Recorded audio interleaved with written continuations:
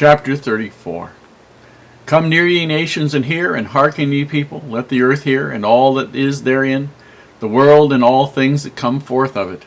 For the indignation of the Lord is upon all nations, and his fury upon all their armies. He hath utterly destroyed them, he hath delivered them to the slaughter. Their slain also shall be cast out, and their stink shall come up out of their carcasses, and the mountains shall be melted with their blood. And all the host of heaven shall be dissolved, and the heavens shall be rolled together as a scroll, and all their host shall fall down as the leaf falleth off from the vine, and as a falling fig from the fig tree. For my sword shall be bathed in heaven. Behold, it shall come down upon Idumea, and upon the people of my curse to judgment.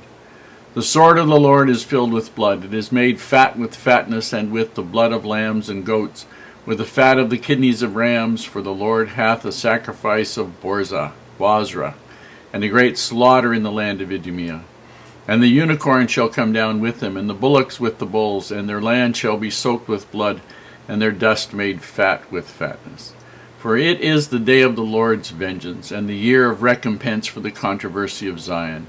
And the streams thereof shall be turned into pitch, and the dust thereof into brimstone, and the land thereof shall become burning pitch. It shall not be quenched night nor day. The smoke thereof shall go up forever. From generation to generation it shall lie waste. None shall pass through it forever and ever. But the cormorant and the bittern shall possess it. The owl also and the raven shall dwell in it. And he shall stretch out upon it the line of confusion and the stones of emptiness. They shall call the nobles thereof to the kingdom, but none shall be there. And all her princes shall be nothing. And thorns shall come up in her palaces, nettles and brambles in the fortresses thereof. And it shall be a habitation for dragons, and a court for owls. The wild beasts of the desert shall also meet with the wild beasts of the island, and the satyr shall cry to his fellow. The screech owl also shall rest there, and find for herself the place of rest. There shall the great owl make her nest, and lay, and hatch, and gather under her shadow. There shall the vultures also be gathered, every one with her mate. Seek ye out of the book of the Lord, and read. No one of these shall fail, none shall want her mate. For my mouth it hath commanded, and his spirit it hath gathered them. And he hath cast of the lot for them, and his hand hath divided it unto them by line. They shall possess it forever, from generation to generation shall they dwell therein. Here we have several things that we should talk about. There are some interesting images here, but most of what you need to know boils down into a couple of things. First off, what was Idumea? Because it says that there's going to be trouble for Idumea. And some of the Bible commentators think that it means the country that was called Idumea just about the time of the Savior, referred to as Idumea.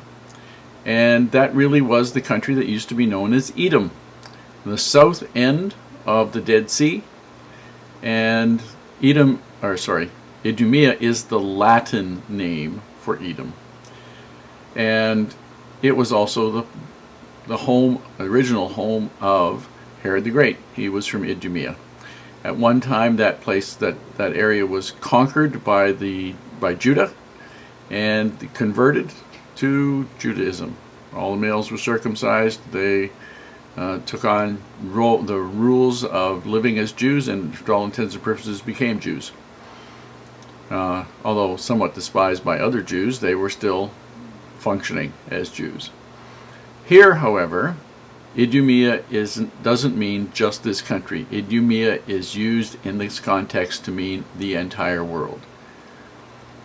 Blood is used in the Old Testament oftentimes as a symbol of wickedness, in the sense of blood-soaked or unrighteous.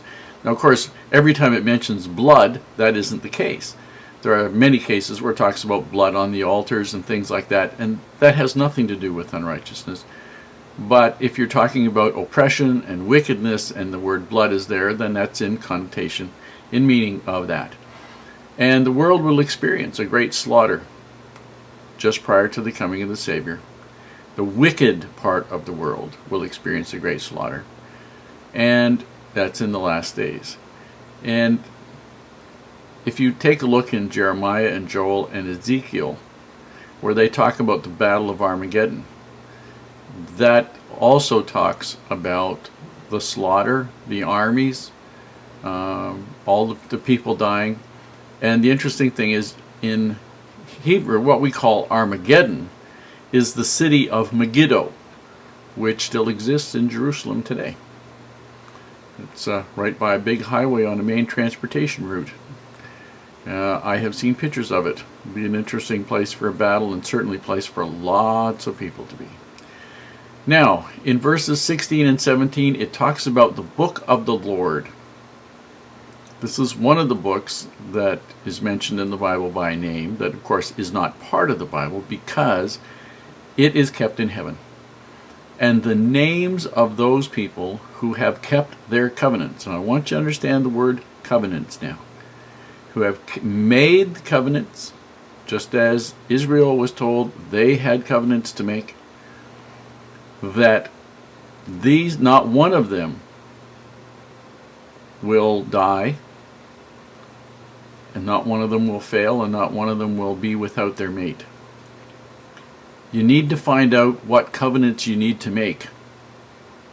And these aren't things which you do all by yourself. You have to have somebody who has authority, who can participate in the ordinance.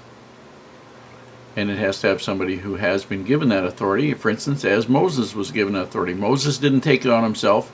He didn't wake up one day and say, well, I think I've been called to do this, take these people out of Egypt. The prophets usually are called with a visible, forceful experience to do their job.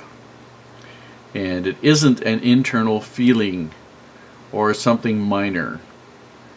And just doesn't happen to anybody to get the feeling to do that. They have to be given the authority by God, otherwise, what authority did they do it by?